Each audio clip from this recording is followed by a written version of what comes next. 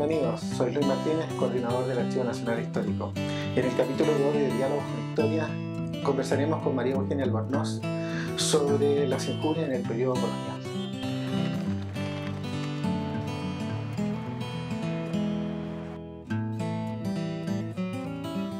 María Eugenia, gracias por colaborar con nosotros en esto y de permitirnos, digo yo, de un poco ahondar en cómo tú has hecho tus investigaciones a partir de las fuentes que nosotros conservamos. Entonces quería agradecerte tu colaboración y hacerte una pregunta probablemente que a lo mejor te han hecho muchas veces. ¿Cómo llegaste tú? ¿Cómo surgió en ti el interés por estudiar las injurias? Gracias, Luis, por invitarme a participar en esta serie de videos. Yo estoy feliz porque seguramente tú te acuerdas, pero yo desde ya el 97, o sea, van a ser... hay muchos años, muchísimos años, sí. Vengo para acá, así que yo feliz comparto con ustedes mi experiencia y lo que he ido aprendiendo gracias a ustedes y a los documentos que conservan acá. ¿Cómo surgió el interés por las injurias? Mira, a partir de la vida cotidiana. Concretamente, mientras estudiaba Historia en la Universidad Católica, a mediados de la década del 90, accedí a cursos de Historia de las Mentalidades, Historia de la Vida Privada. Y ahí uno como historiador empieza a fijarse en otros aspectos que la historia de las grandes personas o de los grandes procesos. Y empecé a tener una afinidad con los conflictos entre las personas, los problemas que pudieran tener las personas comunes y corrientes en su vida, a lo largo de su vida.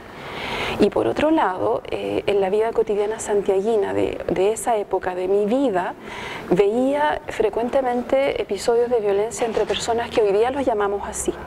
Pero me refiero a insultos, a gritos agresivos, a empujones, esto de que la gente en Santiago camina muy apurado y de repente pasa a llevar al otro, específicamente en la Vega Central. Por otra parte, yo en ese momento, en 1996, estaba participando como ayudante en una investigación que está llevando a cabo en esa época la profesora de la Universidad Católica, Teresa Pereira Larraín, sobre historia de los sentimientos. Específicamente a ella le interesaba en esa época llegar a hacer una historia del duelo con espadas. Entonces ella se enfocaba más bien a la historia del honor, a la historia de lo que pasa entre hombres que tienen acceso a las espadas, como pueden ser los soldados, o gente entre comillas de aristocracia. Su inspiración era más bien la historia francesa. Y ella me dijo un día, sería bueno conocer qué es lo que se conserva en Chile en los archivos judiciales. Y ya no me acuerdo sinceramente quién me acogió, pero me dijo, revisa Real Audiencia. Y así empecé, Real Audiencia, microficha, y me dijeron, toma un volumen al azar, y empecé a mirar. Fueron días, semanas, hasta que de repente me di cuenta que podían ser las injurias. Y ella me dijo, necesito por duelo, no por injuria. Como no hay por duelo, porque ya lo busqué, le dije, mire, busqué ya todos los catálogos y no hay, y se acabó mi participación en esta investigación. Pero yo quedé, me quedé dando vuelta. Tema de la injuria. Por lo tanto, digamos, yo deduzco que si aparece definido como injuria, es porque tenía una categoría de delito, sí, ¿no es cierto? En la legislación colonial, digamos. Claro. ¿Cómo se definía y qué alcance tenía esta definición como delito, la injuria? Claro, mira, es bastante complejo y uno se da cuenta leyendo en distintos niveles. Si uno va al derecho, a los cuerpos de código que definen las figuras de delito o de crimen, las 7 partidas son fundamentales porque ahí en la partida séptima, que tiene que ver con todo lo que ataca a la vida, es decir, la muerte, los homicidios y toda falta que implique derrame de sangre, aparecen las injurias. Si yo me quedo con la lectura línea por línea textual de lo que está definido en las 7 partidas y qué es lo que yo finalmente decidí hacer, sucede que injurias es entendida como violencias de muy amplio espectro. Cuéntanos de algunos casos que tú has revisado y que te merezcan, digamos, el interés, que sean más conocidos por la sociedad en definitiva y que han sido como ejemplos de lo que tú quieres estudiar. Uno siempre tiene casos regalones, y más todavía cuando comprende con esta investigación que permite visibilizar sujetos del pasado que no están incluidos en los relatos oficiales de la historia. Exacto. De la historia social, de la historia política, incluso de la historia cultural. Desde una esclava que enfrenta a la propietaria de la pieza o cuarto que esa esclava arrienda para vivir. Y esa propietaria, que es una señora de clase alta, diríamos, le cobra el arriendo. Esta esclava dice, no tengo con qué pagar, y por lo tanto le pone llave al cuarto y la echa fuera. Un desalojo por no pago.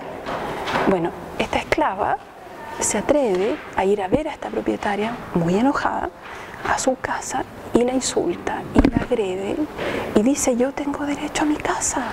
O sea, bueno, eso a ti nadie te lo dice, nadie te lo cuenta, y no es su ama.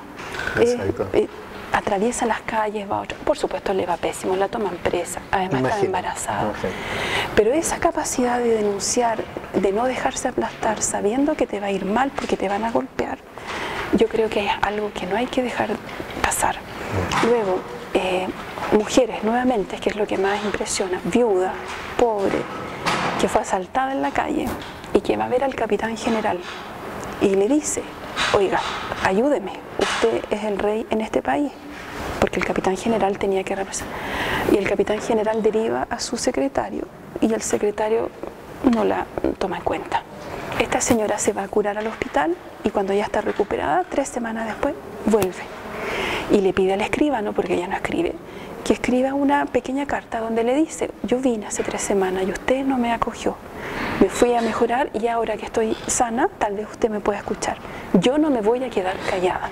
Mira. O sea, eso, y es un caso, duró muy poquitito, pero es eso. Otros casos que son impactantes por el otro lado.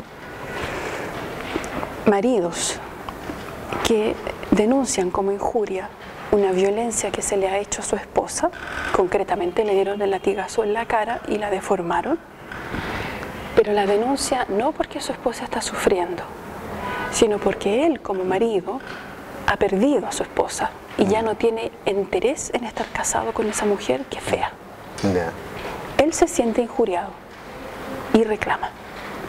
Algunos expedientes, porque no son todos, hablan de injurias atroces. ¿Cómo uno lo ve? Cuando alguien quiere querellarse por injurias, dice, me querello por la injuria atroz que tal persona me hizo, o porque he sido injuriado atrozmente por tal persona. Algunos dicen, he sido injuriado o me querello por estas injurias, nada más. Y los que dicen atroces o atrozmente están enfatizando, están subrayando un nivel mayor de sufrimiento, de violencia y una gravedad en la posibilidad de atribuir una pena. Eso viene del derecho romano. El derecho romano ya había graduado en injurias leves o graves. Y aparecía también el concepto injuria atroz. En el derecho romano, la injuria atroz tiene que ver con atacar lugares sagrados de la polis, de la ciudad, de las civitas.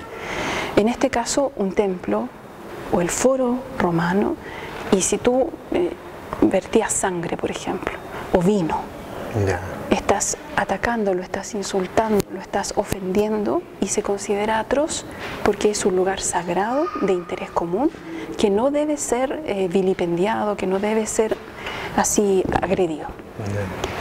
Pero a lo largo de la Edad Media y pasando la religión católica con todos sus valores y el derecho canónico, se va corriendo un poco el concepto de atroz vinculado al lugar sagrado, porque lo sagrado es el templo católico y la iglesia, y se usa más bien la dimensión de enorme, la dimensión de lo gigantesco, que es lo que puede alcanzar por su altura de grande a Dios.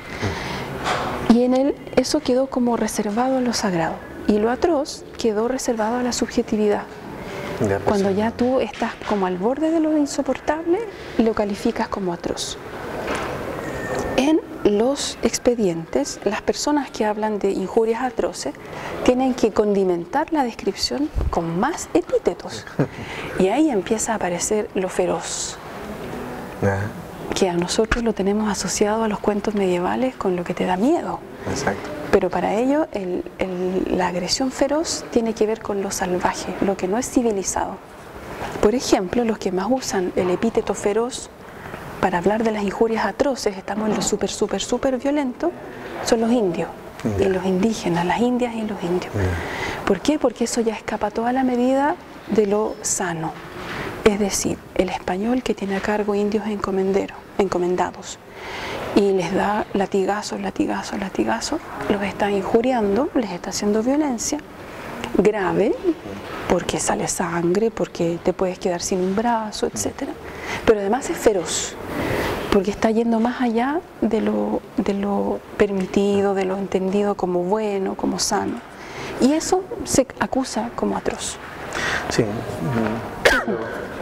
Cuando tú me cuentas esto, a mí me da la impresión que es como por esta vía y esta acusación, de alguna manera me permite igualarme o alcanzar algún nivel de igualdad con quien me castiga, ¿no es cierto?, quien se ha sobrepasado del estamento, ¿no es cierto? Y yo a través de esta acusación como que busco un camino, ¿no es cierto?, de igualarme, ¿no? No sé si te da un poco esa impresión. Al mismo tiempo es bien interesante porque la igualdad para nosotros llega después como concepto. Y yo prefiero utilizar la justicia.